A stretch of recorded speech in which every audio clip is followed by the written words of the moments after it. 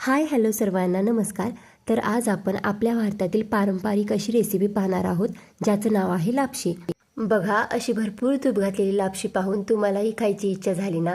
चला तर रेसिपी पाहूयात. त्यासाठी आपल्याला 1 वाटी गूळ, 1 वाटी लापशी, अर्धी वाटी तूप, ड्रायफ्रूट्स आणि वेलची लागणार आहे. सुरुवातीला तर पॅनमध्ये अर्धी वाटी तूप घालून त्याच्यामध्ये ड्रायफ्रूट चांगले रोस्ट करून घ्यायचे.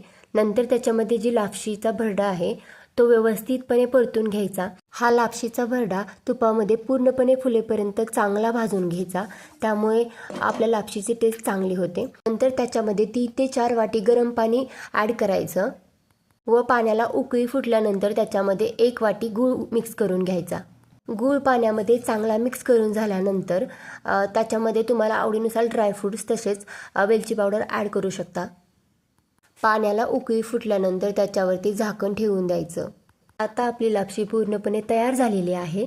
अशा प्रकारे सर्विंग प्लेटमध्ये घेऊन त्याच्यावरती ड्रायफ्रूट्स टाकून व मस्तपैकी तुपाची धार घेऊन ही लापशी आता तुम्ही खाऊ शकता. Thanks for watching my video. भेटूयात आपण पुढच्या व्हिडिओमध्ये. तोपर्यंत धन्यवाद.